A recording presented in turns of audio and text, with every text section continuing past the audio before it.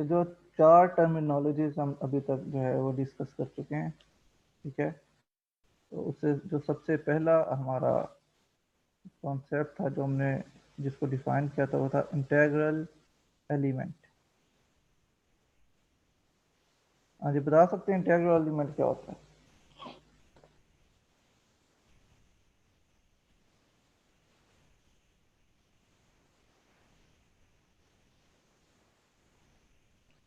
हाँ जी, integral element बता सकते हैं क्या होता है?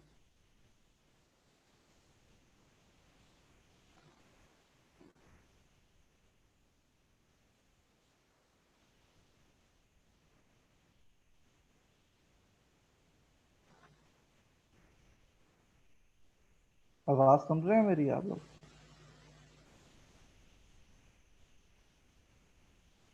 जी सर। आगे से रिस्पॉन्स तो देना।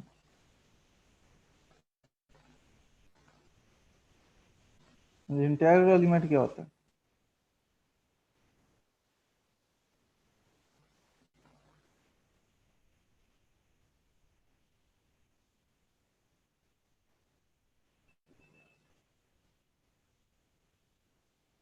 इंटेग्रल एलिमेंट हमने पढ़ा है या नहीं पढ़ा है?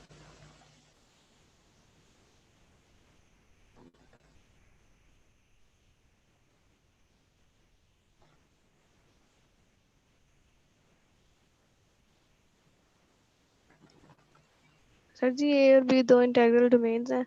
ए बी में कंटेन करे और बी का कोई एलिमेंट स्मॉल बी, वो इंटेग्रल एलिमेंट होगा अगर हमें एक मॉनिक पॉलिनोमियल मिल जाए ओवर ए जो बी को set F of B is equal to 0 को सेटिस्फाई करे।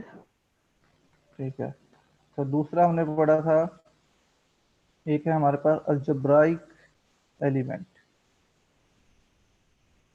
हाँ जी, इंटीग्रल एलिमेंट और अलजेब्राइक एलिमेंट में क्या डिफरेंस है? अलजेब्राइक एलिमेंट किसे कहते हैं?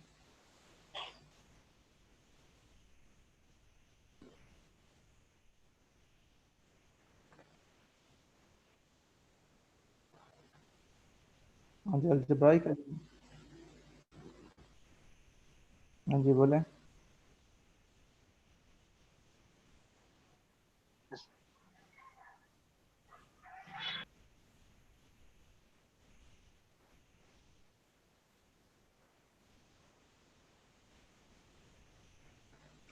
आप डेफिनेशंस पढ़ के वैसे ही बोले थे, आपने डेफिनेशन को समझा नहीं हुआ कि आप अपने वर्ड्स में उसको बता सके।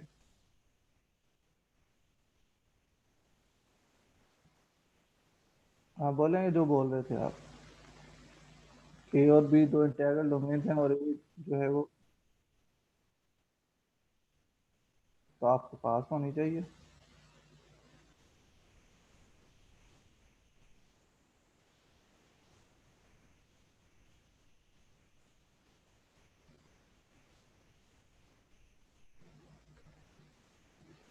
ये तो अभी हमने लास्ट लेक्चर में पढ़ी है ये डेफिनेशन।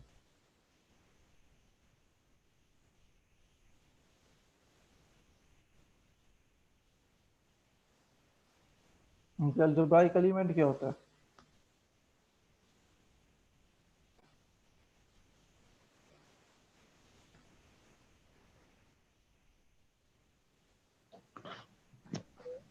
ए फील्ड हो इसमें और बी इंटेग्रल एलिमेंट हो ओवर ए। हाँ जी, इसमें जो सब डोमेन है वो फील्ड हो और कोई भी एलिमेंट बी का जो इंटीग्रल ओवर ए हो तो हम कहेंगे कि बी जो है वो अलजेब्राइक एलिमेंट है।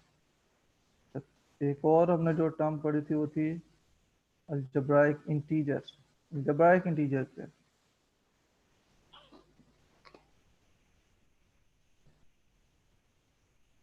अलजेब्राइक इंटीजर क्या होता है?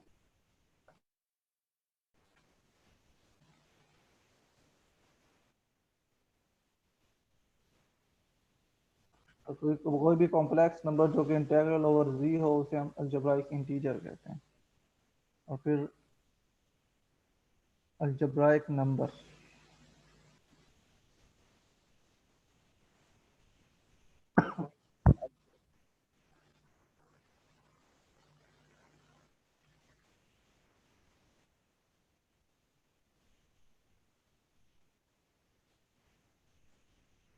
ये तो पता नहीं आपने क्या बोल दिया।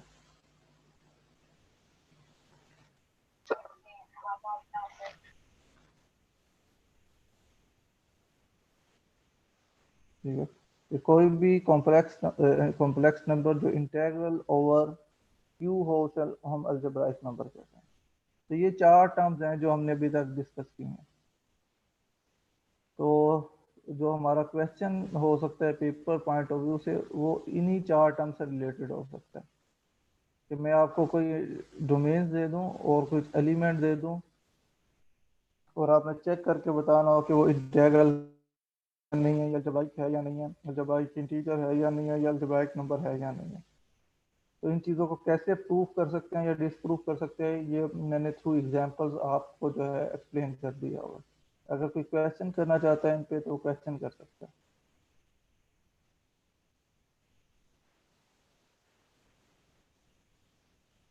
हाँ जी,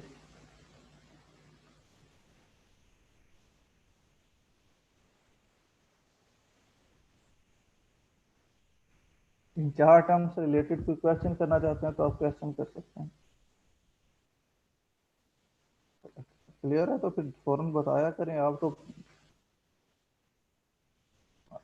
सीधे जहन से निकलना बड़ी बात नहीं है, वो निकल जाती हैं, लेकिन सोच के उसको आंसर किया जा सकता है, या कम से कम देख के किया जा सकता है।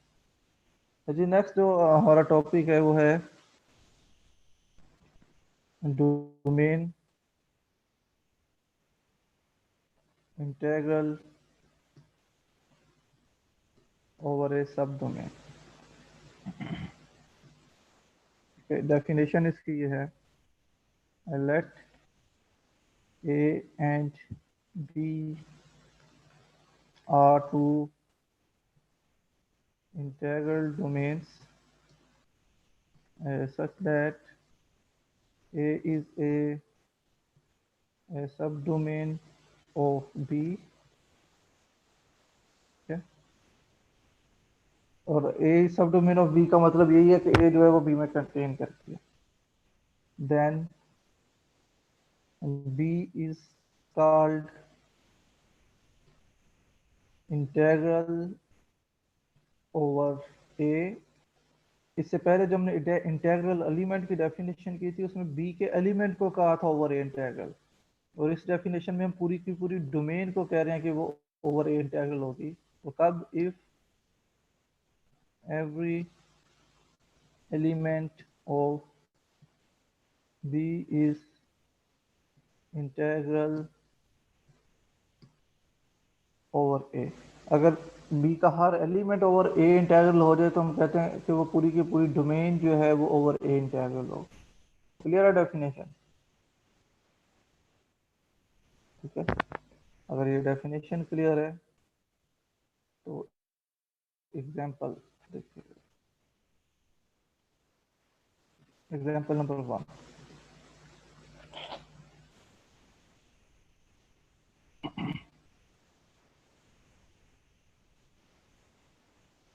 एग्जांपल नंबर 1 में z of square root of m, फिर m इज स्केयर इंटीजर। ये डोमेन मैंने आपको पहले से लिखवाई हुई है कि इसके एलिमेंट्स किस तरह के होते हैं।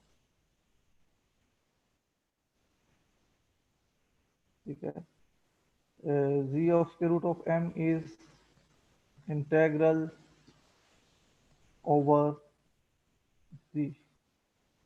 पहली एग्जांपल में मैं क्लेम कर रहा हूँ कि ये जो इंटेग्रल डोमेन है z of square root of m, ये ओवर z इंटेग्रल है। लेकिन जिसको प्रूफ करना हो तो डेफिनेशन को देख के बताइएगा कि मुझे क्या चीज़ प्रूफ करनी है।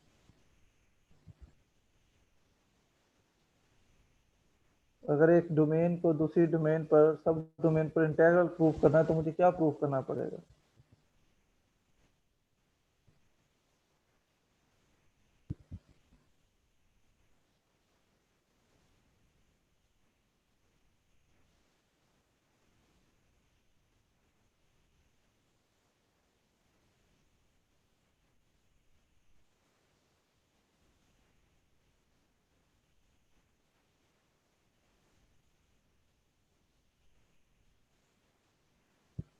मुझे अगर एक डोमेन को मैंने सब डोमेन पर इंटीग्रल प्रूफ करना हो तो मुझे क्या प्रूफ करना है?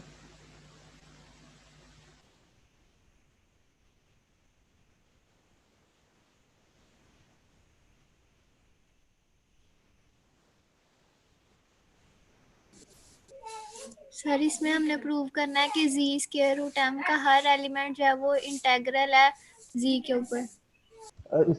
इसमें हमने ये प्रूफ करना है कि जी स्क्वायर रूट ऑफ एम का हर एलिमेंट जो है ओवर जी इंटीग्रल है। अब क्वेश्चन ये है, ये बात तो ठीक है। अब क्वेश्चन ये है कि हर एलिमेंट को ओवर जी कैसे प्रूफ किया जाए? G of square root of M में तो मेरे पास इन्फिनिट एलिमेंट्स हैं। अगर आप इसकी डेफिनेशन देखें, क्योंकि टीचर्स इन्फिनिट है तो इसके अंदर भी इन्फिनिट एलिमेंट्स हैं। तो अगर इन्फिनिट एलिमेंट है तो एक एक एलिमेंट लेकर तो मैं जो है प्रूफ नहीं कर सकता, क्योंकि अगर एक एक एलिमेंट लेके मैं प्रूफ इंटीग्रल प्रूफ करने की कोशिश करूंगा तो मैं जो है इसको कभी भी एंड नहीं कर सकूंगा। अब मुझे बताएं कि मैथमेटिक्स के अंदर क्या टूल है, अगर हमने इस तरह की किसी कंडीशन को प्रूफ करना हो तो कैसे प्रूफ करते हैं?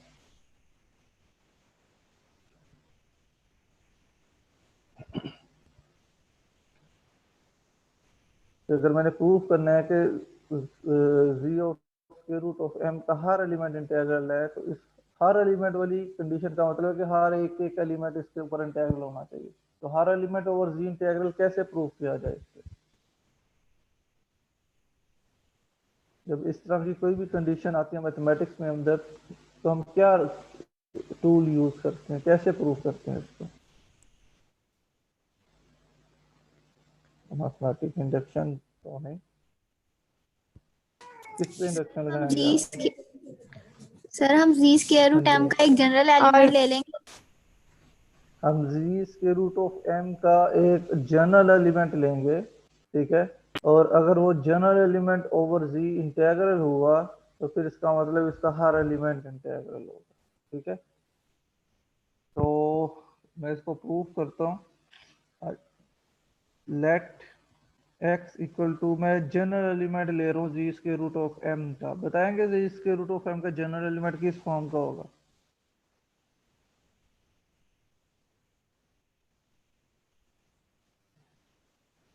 जी स्क्वायर रूट ऑफ एम का जनरल एलिमेंट किस फॉर्म का होगा? Sir ji a plus b square root m. A plus b square root of m, and here m is a square free integer, ये डेफिनेशन में लिखा होगा। ये इसका जनरल एलिमेंट है, where A and B are integer, ठीक है। A B are integers. ये जो डेफिनेशन है G square root of M की, वहां पे इसका जनरल एलिमेंट मैंने डिफाइन किया हुआ कि इसका जनरल एलिमेंट किस तरह का होता है। अगर इस ये जनरल एलिमेंट जो है, अगर मैं ये प्रूव कर दूं कि ये इंटीग्रल ओवर जी है, तो इस बात का मतलब ये होगा कि जी स्क्वायर रूट ऑफ एम का हर एलिमेंट इंटीग्रल ओवर जी है। और अगर इसका हर एलिमेंट इंटीग्रल ओवर जी है तो इसका मतलब ये डोमेन ओवर जी इंटीग्रल होगी। हाँ जी, क्लियर है। अब इसको इंटीग्रल ओवर जी प्रूफ करना है तो क्या करना पड़ेगा, हमें क्या चीज प्रूफ करनी है?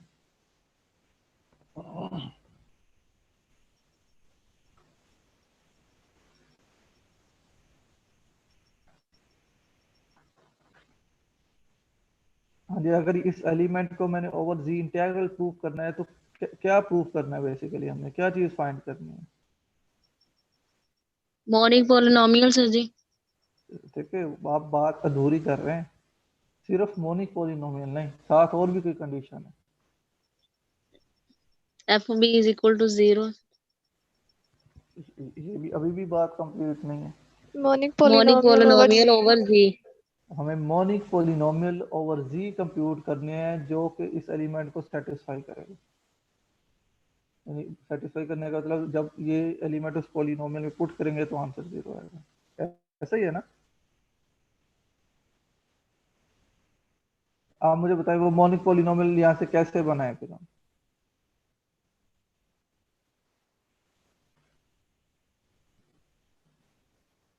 ये तो हम ऑलरेडी सीख चुके होंगे कि अगर x एक एलिमेंट की इक्वल है तो इसको कैसे, अब कैसे सोल्व करें इसको? हमें इसमें से खत्म क्या करना है? हमें इसमें से स्क्वायर रूट को खत्म करना है, ठीक है। तो अब बताएं नेक्स्ट स्टेप में क्या करूं मैं फिर? ए को मैं दूसरी साइड पे ले जाता हूँ, इक्वल टू में बचे X minus A equal to square root of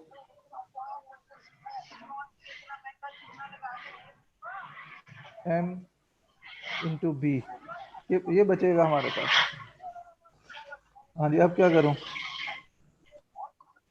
square ले लें सर। हाँ जी, स्क्वायर ले लिया तो ये बनेगा X square plus A square minus 2ax equal to M B square, तो यही बनेगा। तो इसको मैं थोड़ा मज़ीद सिंप्लीफाई कर लेता हूँ, इसको मैं लिख सकता हूँ एक्स स्क्वायर माइनस 2ax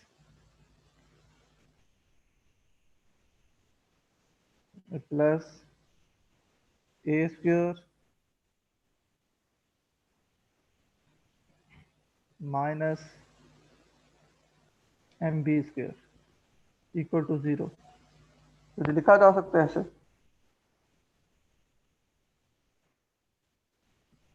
तो लेफ्ट साइड पे हमें एक मोनिक पॉलिनोमियल नजर आनी शुरू हो गया है। तो नेक्स्ट स्टेप में हम क्या करते हैं,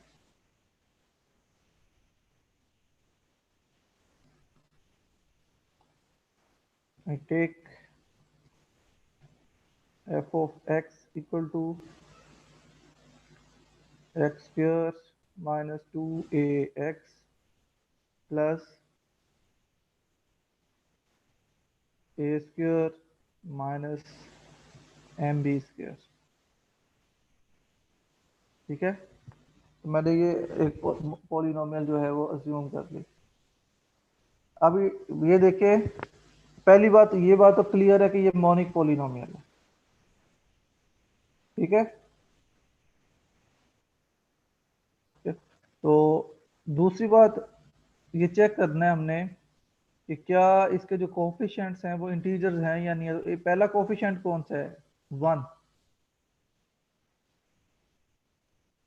एक्स स्क्वायर का कोफिशिएंट 1 नहीं है ना?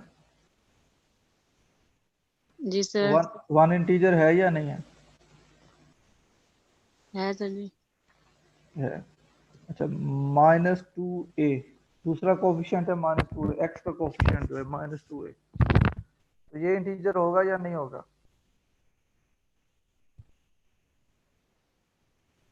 होगा सर जी। क्यों होगा? सर जी ए इंटीजर है हमारे पास। ए हमारे पास इंटीजर है बाय डेफिनेशन, -2 भी इंटीजर है, और हमें पता है कि दो इंटीजर्स की प्रोडक्ट इंटीजर्स ही होती है, तो -2a भी एक इंटीजर होगा। और तीसरा इंटीजर कोफिशिएंट कौन सा है हमारा पॉलिनोमियल के अंदर? A square minus M B square. हाँ जी, ये इंटीजर होगा या नहीं होगा?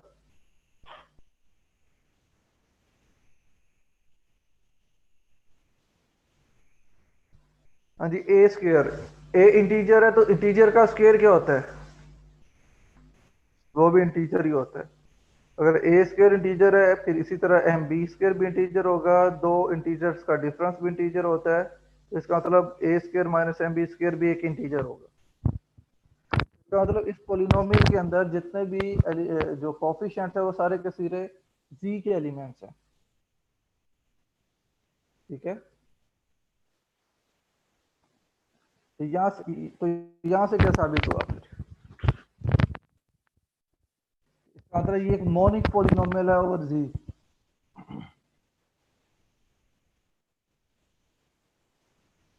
This gives f of x is a monic polynomial over z।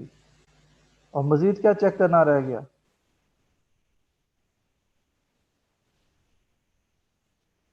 इसका मतलब एक मोनिक पॉलिनोमियल ओवर जी तो हमने कंप्यूट कर ली, जस्ट क्या हमने प्रूव करना बाकी रह गया कि अब इस पॉलिनोमियल में अगर हम वो एलिमेंट जो हमें गिवन है वो कौन सा एलिमेंट है, a plus B into square root of m, ये पुट करें तो आंसर क्या आना चाहिए? 0 आना चाहिए। ठीक है, तो आप इस पॉलिनोमियल के अंदर इसको पुट करें और चेक करें 0 आता है या नहीं आता है।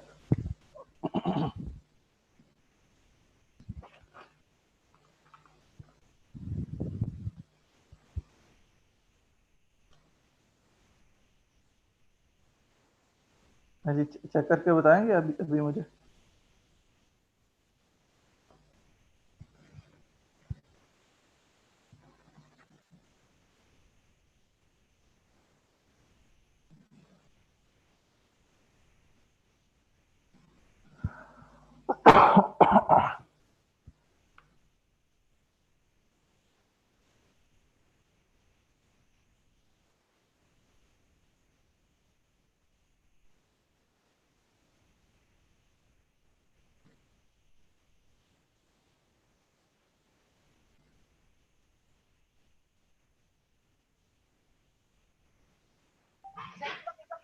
जी सर, 0 आ गया।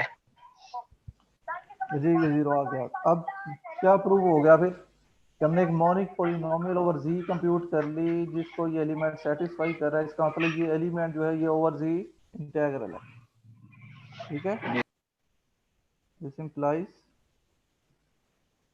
a plus b into square root of m is integral over z, is it? और अगर ये एलिमेंट इंटेग्रल ओवर z है तो ये तो एक आर्बिट्रेरी एलिमेंट है g of square root of m का। इसका मतलब g of square root of m का हर एलिमेंट ओवर z इंटेग्रल है। ठीक है, तो अगर g of square root of m का हर एलिमेंट ओवर z इंटेग्रल है तो बाय डेफिनेशन इसका मतलब g of square root of m जो है ओवर z इंटेग्रल है। ठीक है, consequently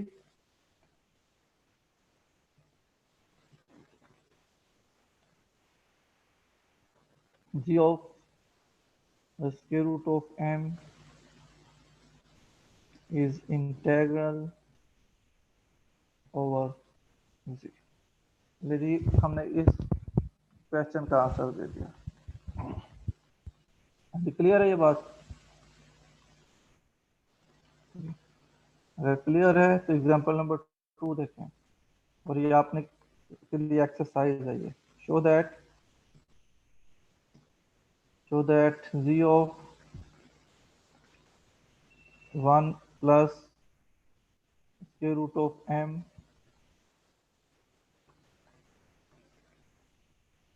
divided by 2,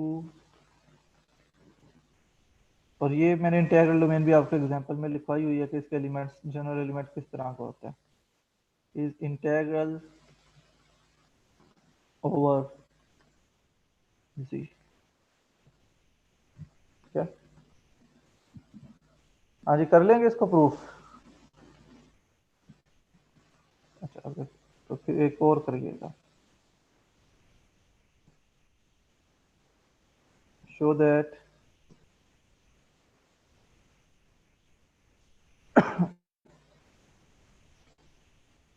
show that c is integral over r। ये दो आपने शो प्रूव करके दिखाना है। कॉम्प्लेक्स नंबर ओवर आर भी इंटेग्रल है और G of 1 plus K root of by 2 is integral over G. एक एग्जांपल मैं आपको दे देता हूँ जिसमें डोमेन इंटेग्रल नहीं होगी। एग्जांपल नंबर 4 है सी is not integral over g। जो सेट ऑफ कॉम्प्लेक्स नंबर है वो ओवर जी इंटेग्रल नहीं है। अच्छा अगर हम कहते हैं कि इंटेग्रल नहीं है तो इस बात का क्या मतलब होगा फिर?